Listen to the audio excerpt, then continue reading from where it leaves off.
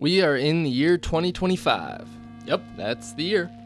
The Washington Nationals trail the Colorado Rockies 3-2, and they're down to their final out. Promising young outfielder and touted prospect James Wood stands at the plate, and he's got a chance to walk this game off. We're in the year 2015.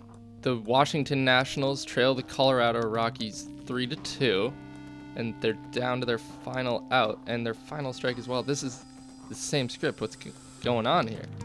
Same situation and pretty much the same broadcast. There's a slight feel of nostalgia in the air in 2015, but other than that, this is pretty much the same watching experience. A side-by-side of pitcher and hitter gives 2015 a little more character, but that's the only difference. This is pretty much the same story for 28 out of the 29 other MLB teams. There's been no innovation. If anything, I think you could make the argument that broadcasts league-wide have gotten worse. So have we just reached the peak of what an MLB broadcast looks like? Or have we just been too scared to innovate?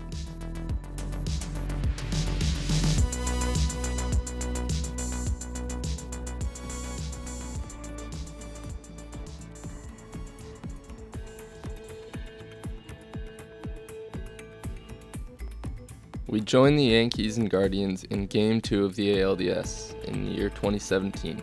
Francisco Lindor stands at the plate with a chance in an ALDS Grand Slam. Something that not a single person in the stadium would ever be able to forget. But even if Lindor does play all 4 runs with one swing, Cleveland would still trail. The current score of 8-3 tells the story of both these franchises' histories perfectly. The Yankees, as we all know all too well, have won. And they've won a lot. New York is undoubtedly one of the most storied franchises in all of sports. With some of baseball's most famous players all donning the pinstripes, the iconic branding, and an MLB record 27 World Series rings, there is no debating the greatness of the Yankees.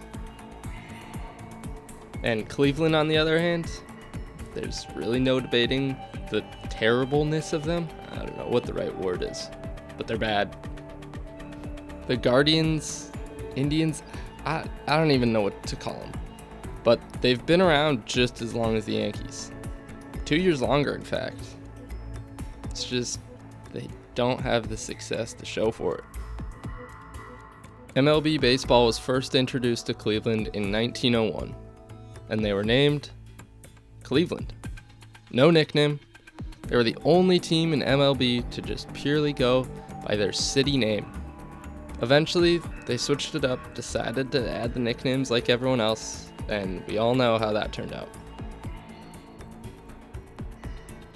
Baseball hasn't been great for them either. Only 2 championships in over 120 years of playing the game. And let's throw in a 40-year playoff drought right in the middle of it. If you had the misfortune of being born in Cleveland in 1955 and wanted to support your local baseball team, you more than likely had a job, probably a family, and I don't know, maybe you were a grandparent before you even saw your baseball team make the playoffs. But if we head back to 2017, they have a pretty good team now. And obviously they're in the playoffs. And the drought before this year for the playoffs goes all the way back to last year, where the Indians had a 3-1 lead in the World Series for a chance at their first title in over 60 years. But as we know, baseball isn't the friendliest to our folks up in Northern Ohio.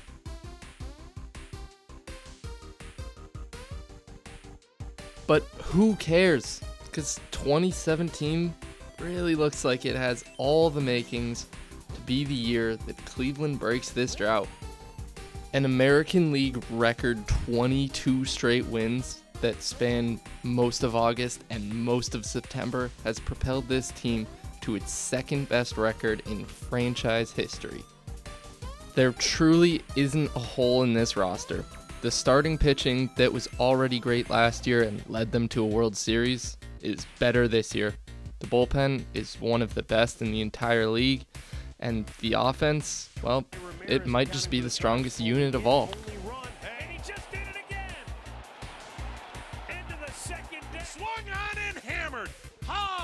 So, this fan base that has had to watch their team lurk at the bottom of the standings for more than a century finally has their chance. An AL leading 102 wins means Cleveland has home field advantage, and Game 2 is at Progressive Field tonight. But as we know, the Indians trail 8-3 tonight, once again being beaten down to the level of mediocrity that they have so long called home, while the Yankees have risen to the level of greatness that they've known for so long. Cleveland has loaded the bases though, and they couldn't ask for a better person at the plate. In the most competitive, fun, and exciting era of Cleveland baseball in years, Lindor is undoubtedly the face. The face of not only this team, but bringing back the love for the game to this city. His nickname, Mr. Smile, is pretty self-explanatory, but his unquestioned swagger combined with this unprecedented level of happiness has brought a buzz to this stadium and the city of Cleveland that I don't think it's ever seen. So if there was ever a player that could bring this team out of the cellar they've been stuck in for so long, it's Lindor. This moment is bigger than just one swing. If they can pull off this comeback and defeat the giant that is the Yankees, then maybe there's hope. Hope for a fan base that hasn't had a whole lot of that in over 120 years in this league.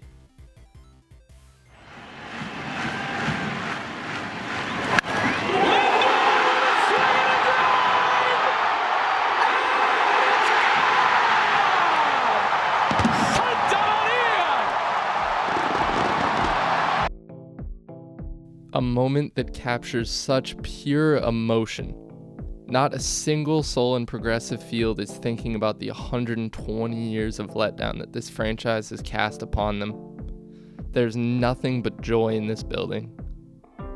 And the broadcast does every bit to capture all of it. MLB Network allows the crowd noise to dominate this moment.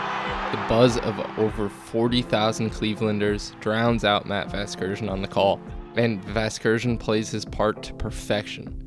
He makes an instant classic of a home run call, and then goes silent for over a minute, letting the crowd tell this story, and they tell it beautifully. But I mean, the broadcast didn't do anything to enhance this. This was just a can't miss kind of moment. You couldn't have messed this up.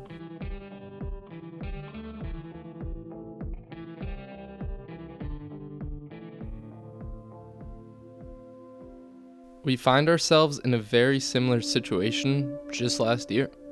The now Guardians, who have moved away from the Indians nickname and hope to have more success under a much more civil branding, find themselves still trailing the Yankees.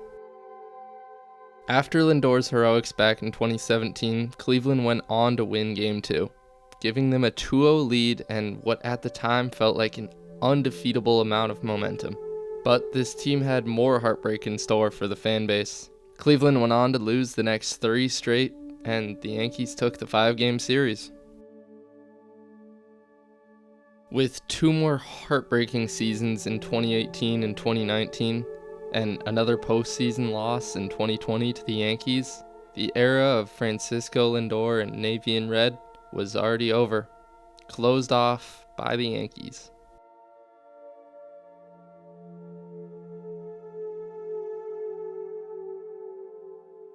So, once again, Progressive Field is filled with emotion tonight.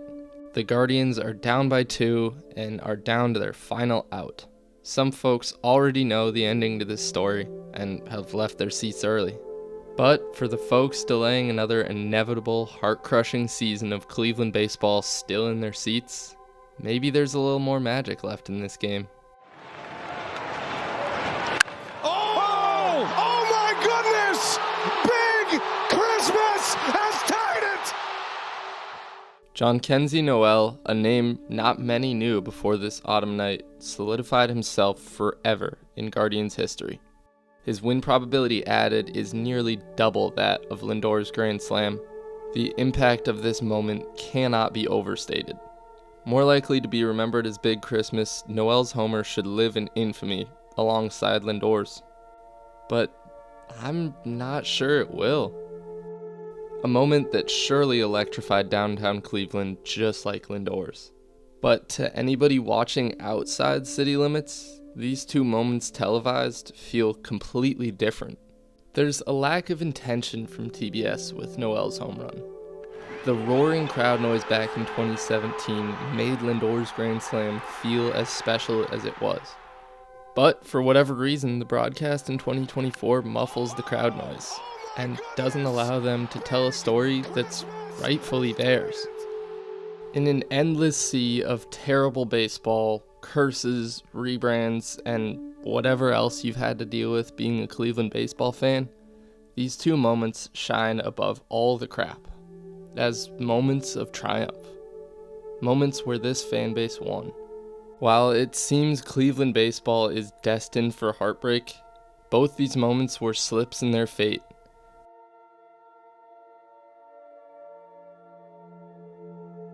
But in watching both these highlights, only in 2017 can you feel the emotion of an entire city.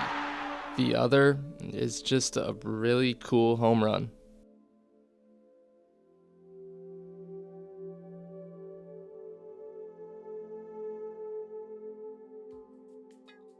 We're at Citi Field for a Mets versus Rockies game. A game where the National League leading Mets are facing one of the worst teams in MLB history in the Colorado Rockies. With an eventual 5-3 final score falling in the Mets' favor and no late game heroics, doesn't seem like this should be that interesting of a game. So why are we here? We join the game in the bottom of the fourth searching for answers. The Mets are trailing the Rockies right now with no runs to their name, and that's facing Carson Palmquist, who I'm sure you haven't heard of, so I'll give you some context. His career ERA sits well over 8, and that's following the best start of his career. He's not great. So it's just a matter of time before this Mets offense gets to him, and with a weak Rockies offense on the other side, that's more than likely going to be the end of the game. So once again, why are we here? Starling Marte leads off the inning and takes ball 3 just high. And at the most random time, we get the introduction to the man of the hour.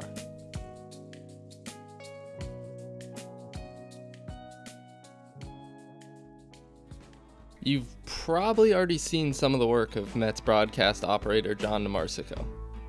He's more than likely the only broadcast operator that some sports fans can name. Probably not many, but some. With some of the most creative shots in MLB history. The most creative shots in MLB history. Watching a Mets game can feel more like watching a movie than just a regular season baseball game. He's creating some of the most beautiful shots in all of cinema, and he's doing it during a live baseball game. I don't think it's any stretch of the imagination to say that DeMarsico is better at his job than any of the other Mets are at theirs. Juan Soto, the man in this shot, is paid nearly $800 million to be one of the best players in baseball, while our boy John is paid maybe 1,000th of that, and there's no debate, he is the best at his job.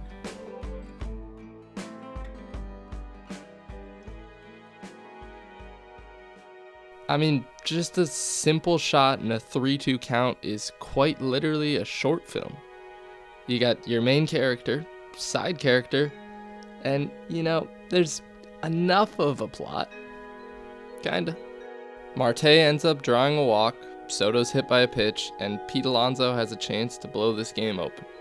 DeMarsico throws in a shot you've never seen before in a baseball game. Alonso follows with the homer, and a pretty not that cool moment is turned into a pretty cool moment. Soto later follows with a homer of his own, and this shot beforehand is just unreal. Throw in a should-be award-winning shot of Edwin Diaz right before he closes out the game, and DeMarsico has brought intrigue to maybe the most predictable baseball game of all time. He isn't just wowing you with his creativity. There is storytelling and purpose behind every shot, something that hasn't existed with past MLB broadcasts. So, as we've seen in Cleveland, the potential impact of a baseball broadcast can be monumental. Even the most subtle of changes can tell a completely different story. In the past, we've lacked intention in our broadcasts, and haven't made it a point to focus on the story. But DeMarsico is doing just the opposite, telling the most beautiful of stories in just the matter of 5 seconds. When strewn together across an entire game, he has the opportunity to revolutionize the broadcast.